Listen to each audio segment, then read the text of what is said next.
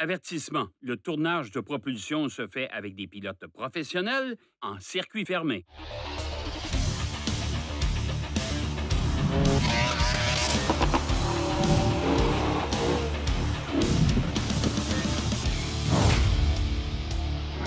Cette semaine à propulsion, un Chevrolet C10 légèrement modifié. Et l'essai de la Porsche Panamera 4S et du Volkswagen Atlas.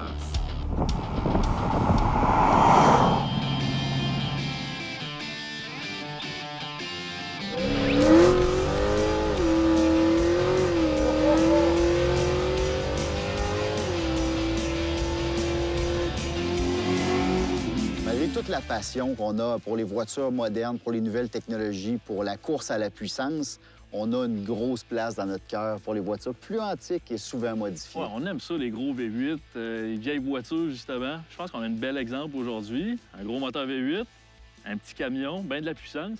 Ça risque d'être le fun, là. Ça aurait pu être notre premier futur classique de la saison. Ouais, on pourrait dire comme ça. On l'essaie dessus? On y va.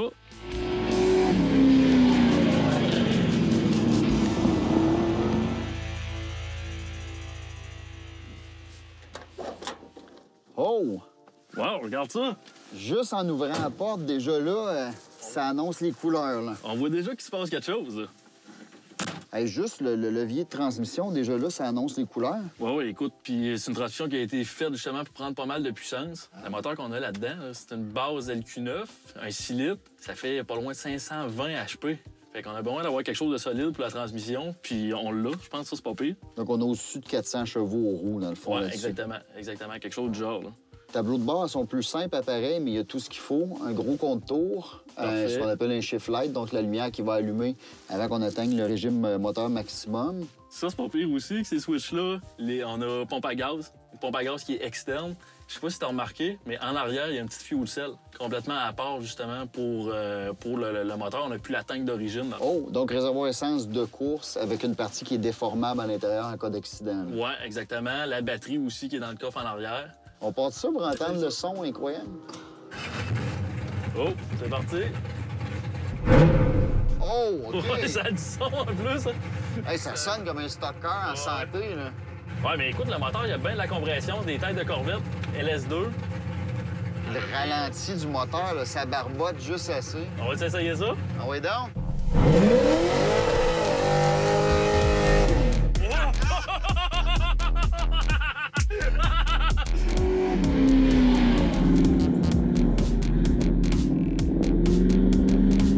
Hey, l'ambiance, le son, le côté vraiment old school là, d'une machine refaite. C'est-tu violent un peu? Là? C'est incroyable, incroyable. Et à la base, le camion va bien aussi, là. Tu sais, c'est un 79, puis regarde ça comment c'est solide, pareil, là. Et d'habitude, un gros véhicule des années 80, c'est peut-être pas les voitures les plus appropriées pour un petit circuit serré. Non, ça, c'est Pourtant, sûr. là, on roule ça, t'as pas l'air à te battre avec, t'es du bout des doigts sur le volant. Mais souvent, les gens négligent le châssis. Et là, le châssis est hyper rigide. On a ce qu'on appelle des traction bars en dessous pour essayer de donner de la grip un peu. Donc, ça fait une machine qui se tient. Les freins ont l'air en santé aussi. Ouais, quand même. Écoute, c'est sûr que le châssis a été rabaissé un petit peu. Comparé à d'origine, le châssis est un peu plus bas que d'origine. T'as vu les roues aussi? Ça, j'aime ça, c'est old school. Les grosses roues bassettes aussi, noires comme ça. On a tellement de puissance. Faut essayer de les accrocher, ces pneus-là.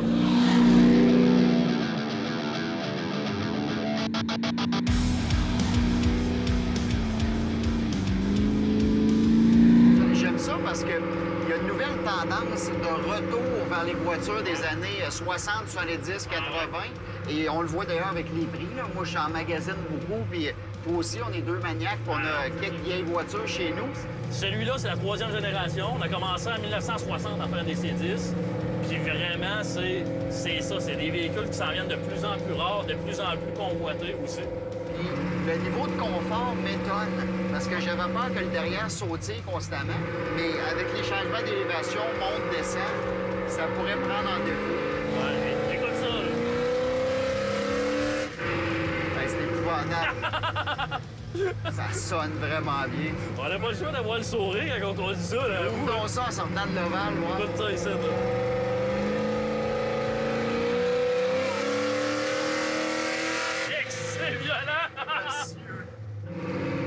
sais-tu ce qui nous manque? Qu'est-ce qui nous manque? On devrait aller se placer directement sur la vraie grille de départ, Essayer une vraie accélération. comme faut, là. Ouais, parfait. Je suis partant pour ça.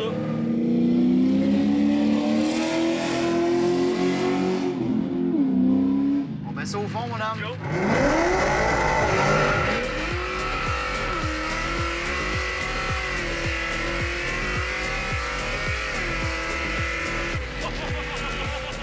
Man, ça arrête jamais de tirer, là. Ça pousse fort! Ça pousse fort! Ah oui! Ah oui, encore. La pédale là-dedans!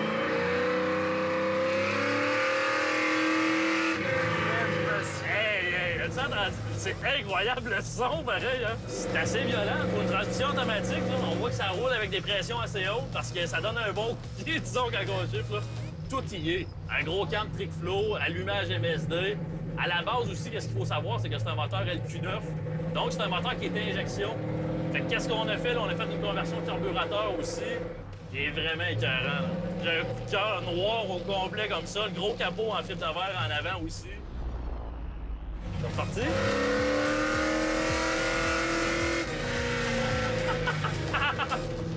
As-tu remarqué? À toutes les fois que tu l'ouvres, on rit.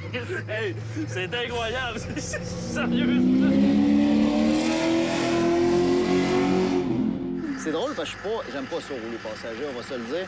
Mais dans ce camion-là, j'avais tellement de sensations. Le son était beau.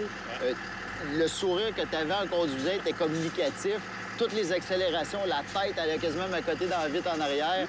C'est du pur bonheur. Chapeau, Anthony, vraiment, vraiment écœurant, ton pick-up. Je suis tombé en amour avec. Je sais pas pourquoi. Peut-être le son, la puissance. Alors, sérieux, c'est magique. Puis je le redis encore, la réponse d'un moteur carburateur. Un bon vieux carburateur, pareil, là. Très, très enivrant, disons. Tu parles de carburateur, mais ça me fait penser à la consommation d'essence du camion. Le propriétaire, on part ici de l'autodrome Montmagny, ça retourne à Rivière-du-Loup, passablement d'autoroute. Un petit ride, hein? Bien, le seul moyen de le faire de façon économique, il l'a trouvé. Il se fait tirer par un autre camion avec un moteur Cummins diesel, puis on est sa remorque. Là, c'est économique. On sauve de l'essence?